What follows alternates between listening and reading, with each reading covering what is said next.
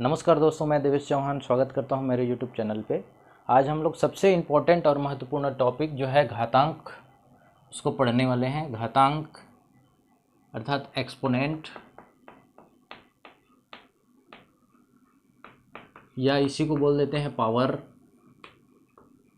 ठीक है, ये हमारा क्लास 6 से स्टार्ट हो जाता है। क्लास 6 से 10 तक इसका बेसिक को अच्छे से हम लोग पढ़ते हैं, और 11-12 में मतलब बाकी तो यूज़ होता ही है।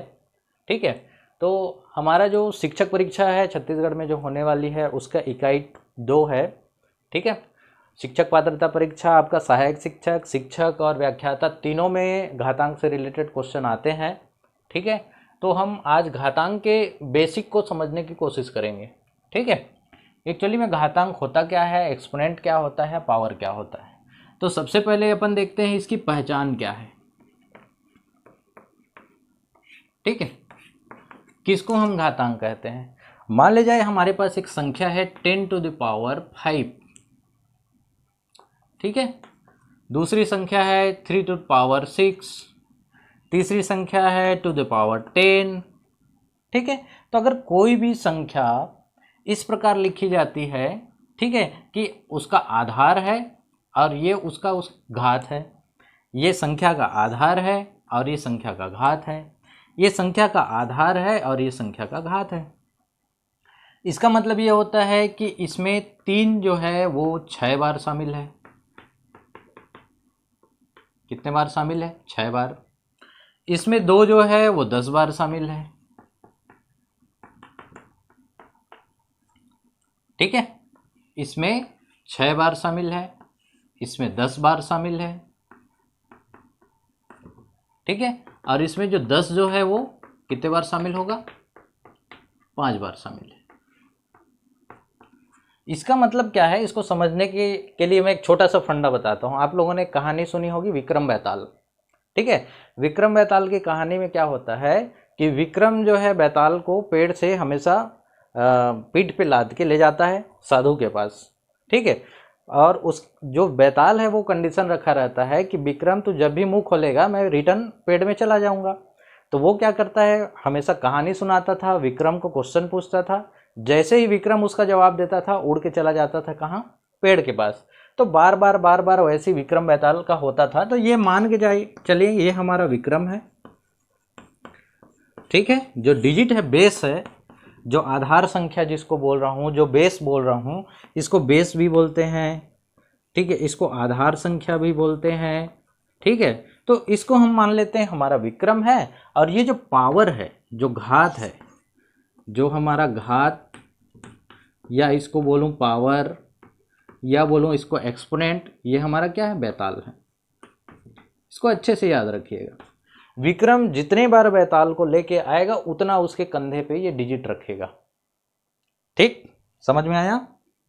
ठीक है, अब आगे देखते हैं। हमको संख्या की पहचान तो हो गई, हुई कि नहीं हुई? ठीक है, संख्या की पहचान, यदि 2 का घात 10 है, मतलब बेताल को विक्रम ने 10 बार लेके आया। ठीक है, तो ये इस प्रकार की संख्या विक्रम बेताल संख्या कहलाती है। ये याद करने के लिए बोल रहा हूँ। हाँ, विक्रम बेताल संख्या, ठीक है, हमारा जो क्या है, घातांक संख्या या घात वाली संख्या कहलाती है। ठीक, हम इसको पहचान गए। ठीक है, अब नेक्स्ट आते हैं हम घातांक में। जो हमारा टीचर का जो एग्जाम होगा, जो हमारा शिक्षक परीक्षा है छत्तीसगढ़ का, उसमें जो सिलेबस बनाया है वो 2 तरीके से सिलेबस बनाया है। एक तो समान आधार वाली संख्या और एक असमान आधार वाली संख्या। ठीक है, तो वहीं से मैं इसको शुरुआत कर रहा हूँ आप लोगों को समझाने का। तो इस प्रकार की जो संख्याएं हैं जो गणित में भाग लेती हैं, चाहे उसका गुणा करना हो, चाहे उसका भाग करना हो, ठीक है, तो इसके लिए घातांक में नियम होते हैं। घातांक में क्या होते हैं? नियम। घातांक संख्याओं को गुणा करना, भाग करना या गणित में शामिल करने के लिए अलग से घातांक के जो नियम होते हैं उसको हम लोग यहाँ पे पढ़ेंगे। ठीक है, तो घातांक की जो नियम है उसको मैं दो कैटेगरी में बांटूंगा, ठीक है। पहला कैटेगरी होगा जिसमें हमारा आधार समान होगा। आधार किसको बोला हूं मैं? विक्रम को। आधार समान होगा, ठीक है। और यहां पे दूसरा कैटेगरी होगा जिसमें आधार असमान होगा।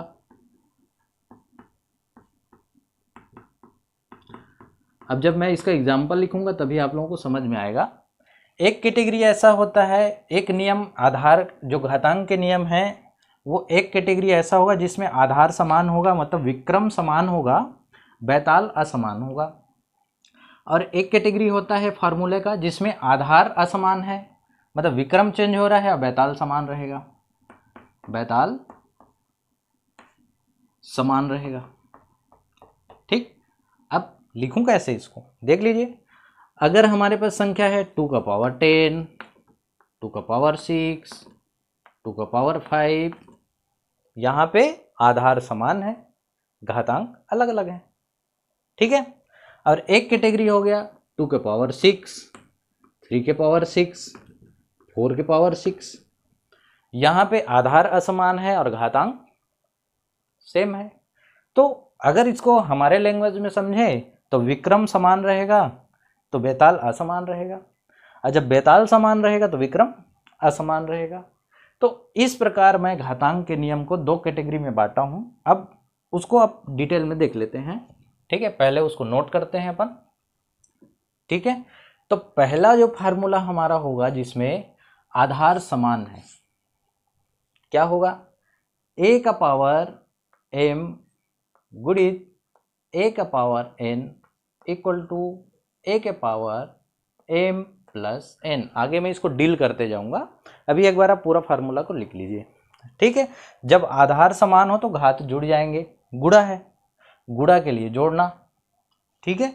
दूसरा होता है a का पावर m भागित a के power n equal to a के पावर m माइनस n, ठीक है। आधार समान हो और भाग हो तो घात घट जाएंगे, ठीक है। तीसरा जो हमारा आता है वो है a के पावर m का पावर n। मान लीजिए 2 का पावर 3 है, उसका पावर और मैं कुछ डाल देता हूं तो क्या होगा? आधार सेम टू सेम रहेगा, उसके घात का गुणा हो जाएगा, ठीक है। और चौथा आता है अगर कितनी भी बड़ी संख्या है a का अगर पावर 0 कर देता हूं तो उसका वैल्यू 1 हो जाता है। ये एक कैटेगरी का अपना फार्मूला जिसमें आधार समान है, घात अलग अलग है, ठीक है। और दूसरा कैटेगरी आता है जिसमें आधार असमान रहेंगे, घात सेम रहेगा। ये क्या हो जाएगा? a का पावर m इंटू, अच्छा इसको 5 मान लेते हैं, b का power m equal to a गुणित b का पावर m। जो समान है उसको अलग कर दो, ठीक है। छठवां a का पावर m भागित b का पावर m बराबर a बटा b पावर m, ठीक है। सातवां, ठीक है। अच्छा ये इतना अपन देख लेते हैं, फिर दो स्पेशल और आप लोगों को लास्ट में बताऊंगा, ठीक है। तो आधार समान हो तो उसके लिए 4 फार्मूला और आधार असमान हो तो उसके लिए 2 फार्मूला, ठीक है। अब आगे देखते जाते हैं, चलिए।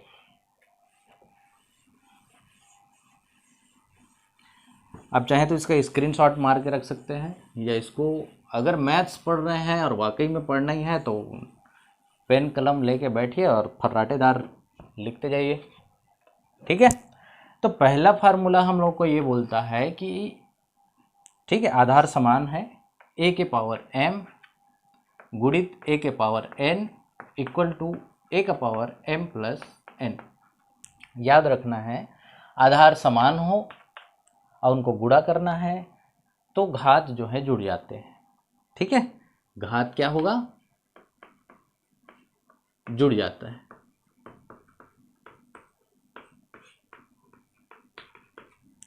ठीक है। अब एकदम बेसिक से बता रहा हूँ, 6वीं 7वीं 8वीं जितने बच्चे इसको पढ़ सकते हैं, ठीक है। हमको पहले कॉन्सेप्ट समझना है, उसके बाद हायर लेवल पे जाना है। पहले एकदम बेसिक को समझ लीजिए, उसके बाद आप जितना टफ से टफ बोलेंगे मैं क्वेश्चन आपको सॉल्व करके बता दूंगा। जो एग्ज़ाम में पूछा जाता है, अभी तक जितना पूछा गया है घातांक से रिलेटेड, उसको मैं एक क्लास बना के टोटल सॉल्व कर दूंगा, आपका घातांक वाला सेक्शन क्लियर हो जाएगा। तो इसमें देखेंगे 2 का घात 5 गुणित 2 का घात 6 बराबर कितना होगा। सबसे पहले चेक कीजिए आधार क्या है, समान है, तो एक बार लिख दीजिए आधार हमारा समान है 2। तो आधार समान है और कौन सा चिन्ह है, गुणा है, तो गुणा है तो जुड़ जाएंगे, तो 5 + 6 = 2 द पावर 11 ये हो गया ना हमारा आंसर। ठीक है, और एग्जाम्पल लेना है तो 5 का घात 3 गुणित 5 का घात 30 बराबर 5 के घात 30 धन 3 बराबर 5 का घात 33। इसको ऐसे समझ सकते हैं। ठीक है, बेचारा विक्रम 5 बार बेताल को लेके आया, उसके बाद थोड़ा सा रेस्ट किया और 6 बार फिर लेके आया, तो टोटल कितने बार लेके आएगा, 11 बार। ठीक, समझ में आ गया। तो ये पहला वाला फार्मूला अपना कंप्लीट। ठीक, अब नेक्स्ट देखते हैं दूसरा वाला फार्मूला। याद रखना है, गुणा है तो आधार जुड़ जाते हैं और भाग है तो आधार घट जाएंगे। सॉरी, याद रखना है, गुणा है तो घात जुड़ जाएंगे, ठीक है, क्योंकि आधार समान है, और अगर भाग है तो घात क्या होगा, घट जाएगा, a⁻m-n। ठीक है, आधार तो समान है, चेक कर लिए अपन, भाग चिन्ह है, ठीक है, तो यहाँ पे क्या होगा, घात घटेगा। बस इतना ही फंडा कुछ याद रखना है, बच्चा बच्चा जान जाएगा। ठीक है, तो देख लेते हैं, 3 का पावर 6 भागित 3 का पावर 3, हटा देते हैं कन्फ्यूजन होगा, 2, तो क्या होगा, आधार चूंकि समान है तो 3 का पावर 6 ऋण 2 बराबर 3 का पावर कितना हो जाएगा, 4। ये हो गया अपना आंसर। ठीक है, या आपको ऐसे बोल देता हूं कि 565 का पावर 72 भागित 565 का पावर 22। बहुत बड़ा लगा। ठीक है, तो इसका वैल्यू क्या होगा भाई, संख्या कितना भी हो हमको तो फार्मूला वही लगाना है, आधार हमारा क्या है, समान है, घात घट जाएंगे, सीधी सी बात। 5 6 5 लिख दिए और घात को 72 - 22 = 565 का पावर 50 आंसर। ठीक, ये हो गया, ये हो गया। अब नेक्स्ट देख लेते हैं।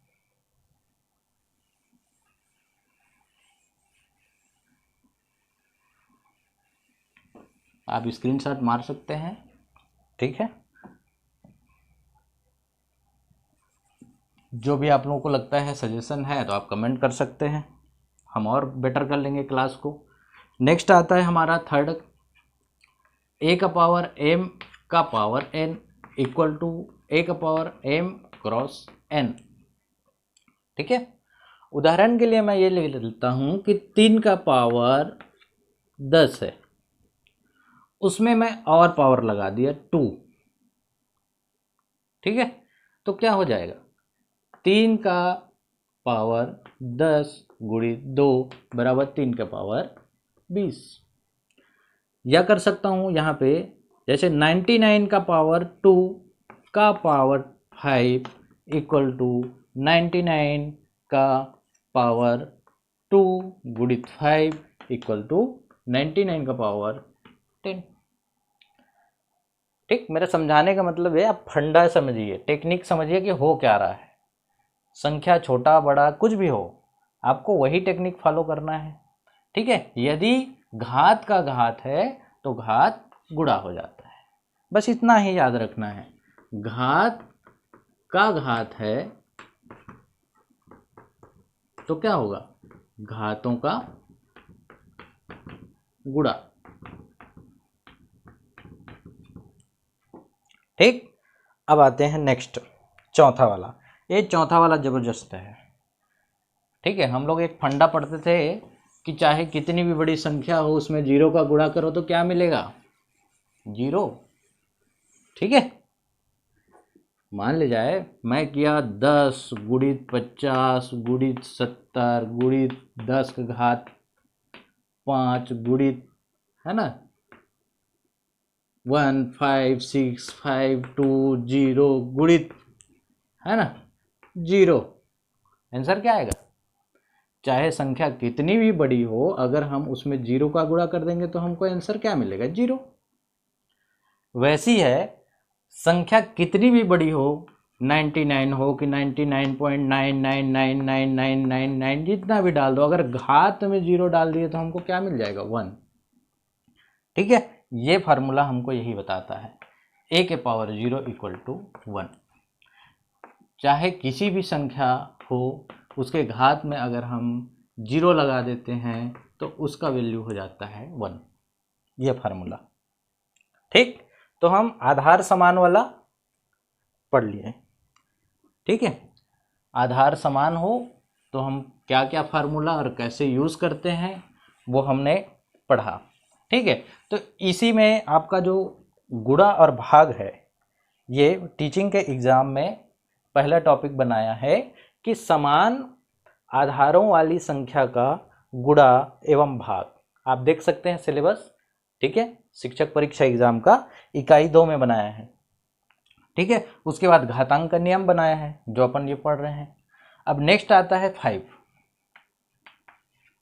5 बोलता है a का पावर m गुणित b का पावर m। देखिए, अगर आधार असमान है तो घात समान होगा। होगा मतलब होगा, क्यों होगा, कैसे होगा, इसको नहीं देखना है, या फिर हमको बनाना पड़ेगा इक्वल। ठीक है, तो यहाँ अब जैसे ही आप आगे बढ़ते जाएंगे आप उस चीज़ को समझेंगे, प्रैक्टिस से होता है। अभी तो हम एकदम सिंपल कॉन्सेप्ट को समझ रहे हैं कि a गुणित b का पावर m हो जाएगा।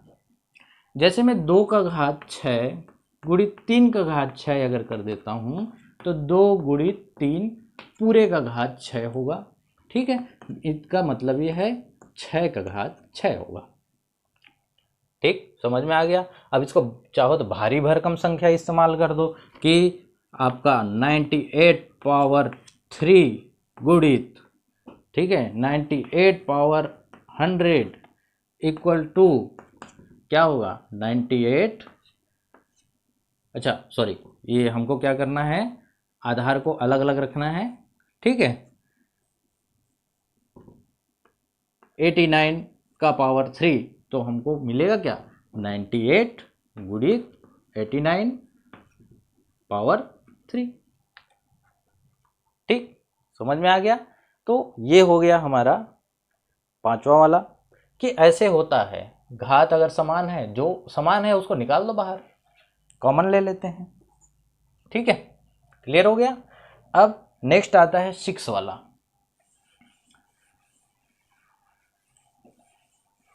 घातांक का छठवां नियम ये बोल रहा है कि a के पावर m भागित a के पावर b के power m equal to a बटा b पूरे का पावर m।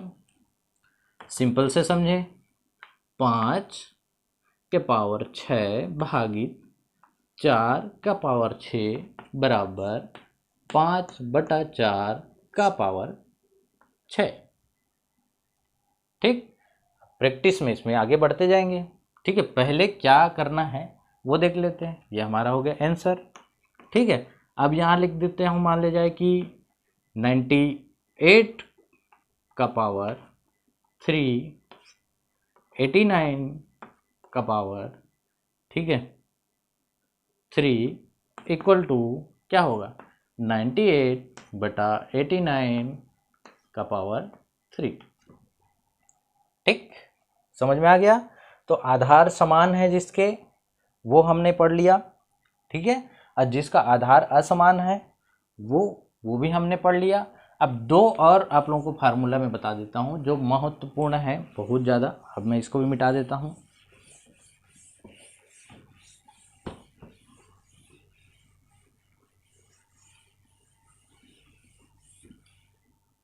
ठीक, पहला है आपका a का पावर -m इक्वल टू 1 का पावर am। ठीक है, अब इसको समझते हैं। कैसे समझेगा भाई, विक्रम जो है बैताल को कंधे पे लेके जा रहा था, बैताल निकाल लिया तलवार, तो कंधे पे बिठाए थोड़ी रहेगा, पटक देगा नीचे। उसको आपको याद रखना है, जब भी तलवार निकले नीचे पटक दो, ऊपर में लगा दो। एक अकेले खड़ा रहेगा विक्रम, उसको नीचे पटक देगा। ठीक है, मान ली जाए 3 का पावर -3 इक्वल टू 1/3 का पावर 3। भाई नीचे पटको उसको, नहीं तो गर्दन काट देगा। ठीक है, नेक्स्ट इसी को समझ जाते हैं। 99 का पावर -3 इक्वल टू 1 का पावर 99 का पावर 3। ठीक है, समझ में आ गया। तो ये फार्मूला मोस्ट टाइम पे है, इसको याद रखना है। अगर कोई संख्या है 1/3, ठीक है, तो हम अगर इसको ऊपर ले जाना है तो 3 का पावर -1 कर लेंगे।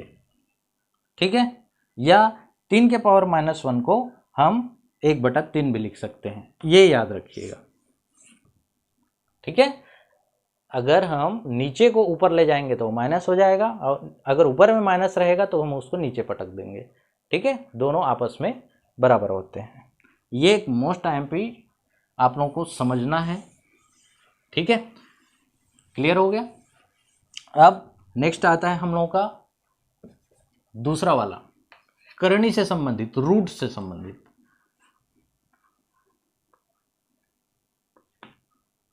यहां पे n डाल देते हैं, n करनी a के पावर m। ठीक है, या n करनी a इक्वल टू a का पावर 1/n। ठीक, अब ये क्या है, इसको याद रखिएगा। ठीक है, यहां कोई भी करनी हो, अगर हम उसका घात बनाते हैं तो 1 करके लिख देते हैं। जैसे √3 इक्वल टू क्या होगा, 3 का घात 1/2। रूट में हमेशा 2 शामिल रहता है, इसको लिखते नहीं है, याद रखिएगा। करनी 3 है तो इसका क्या हो जाएगा, 4 का घात 1/3। अगर करनी 10 है तो क्या हो जाएगा, 6 के घात 1/10। इसको बताने का उद्देश्य यह है कि आप करनी को घात में और घात को करनी में बदलना सीख लें। ठीक है, एग्जाम हाल में, ठीक है, जो इम्पोर्टेंट आते हैं उससे मैं चुन के इसको रखा हूं कि करनी में दे देता है। ठीक है, करनी में दे देता है, उसको हमको घात में चेंज करके सॉल्व करना पड़ता है, या घात में दे देगा करनी में, ये जरूरत नहीं पड़ता। हमेशा इसको याद रखिए, बार बार ये जरूरत पड़ता है कि आपको मान लीजिए दे देगा करनी 8 गुणित, है ना,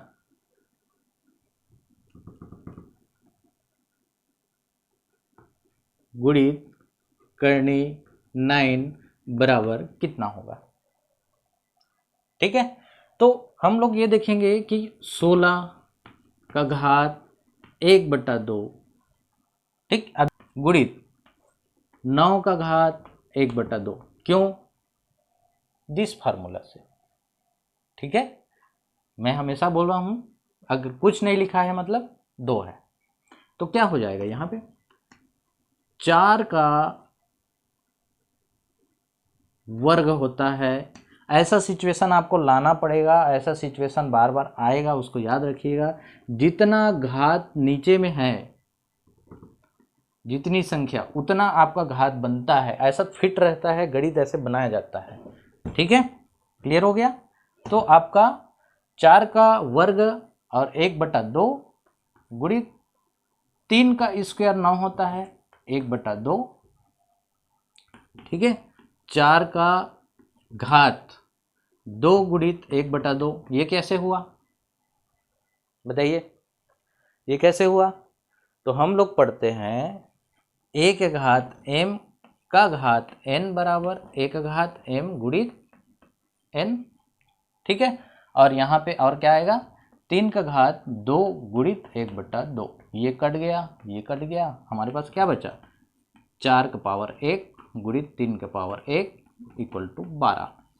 एकदम सिंपल वे में इस लेवल तक आपको जाना है, लेकिन पढ़ना पहले कॉन्सेप्ट है, ठीक है। इसको जो छोटी संख्या को बताया वो बड़ी संख्या आएगी, ठीक है।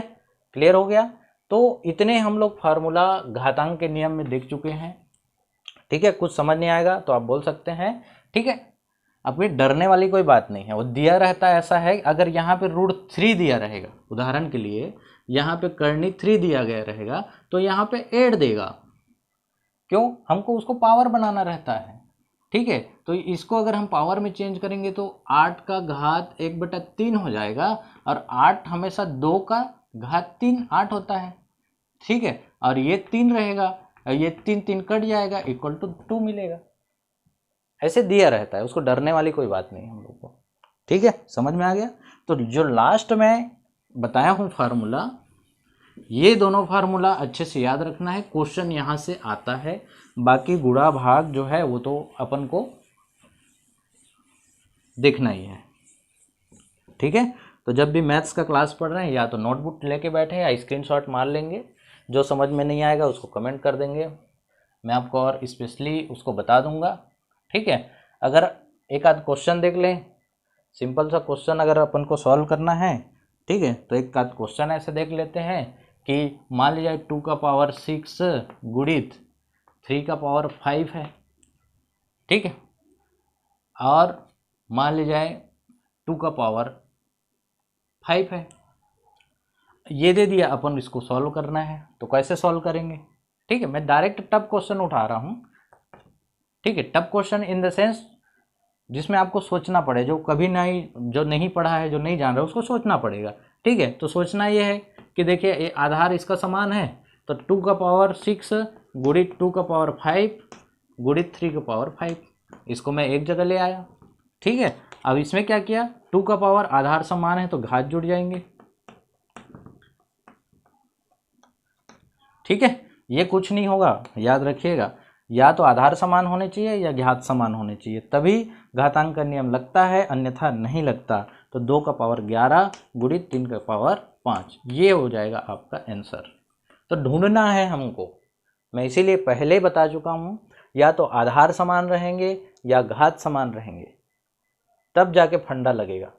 तो सबसे पहले आधार समान को ढूंढना है, घात समान को नहीं ढूंढना है। पहले विक्रम को ढूंढना है, उसके बाद कंधा में बैताल को बिठाना है, ठीक है। तो आधार समान को पहले ढूंढना है, अगर आधार समान नहीं मिलेगा तो घात समान को ढूंढना है, और दोनों नहीं मिलेगा मतलब जो लिखा है वही आंसर है।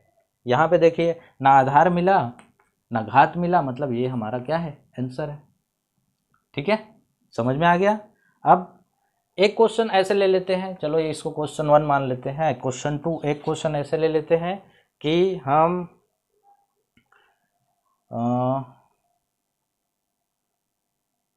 2 का पावर 3 गुणित 2 का पावर -3, ठीक। तो क्या होगा, देखिए आधार समान है, सीधी सी बात है, आधार समान है मतलब घात जुड़ेंगे, तो 2 का पावर 3 प्लस -3 इक्वल टू 2 का पावर 3 -3 इक्वल टू 2 का पावर 0। अब 2 का पावर 0 आ गया मतलब, ठीक है। यहाँ पे तो वो वाला लग रहा है, a का पावर m गुणित a का power n equal to a का पावर m प्लस n, और यहाँ पे क्या लगेगा, a का पावर 0 इक्वल टू 1, तो 2 का पावर 0 इक्वल टू क्या होगा, 1 होगा। तो ऑप्शन में हमको 2 का पावर 0 नहीं ढूंढना है, ऑप्शन में हमको 1 ढूंढना है, ठीक। समझ में आ गया। तो आप देख लीजिएगा, क्लासेस पसंद आए तो ठीक है, लाइक कीजिएगा, सब्सक्राइब कीजिएगा, ठीक है। अगर कोई और सजेशन है तो दे सकते हैं। Thank you.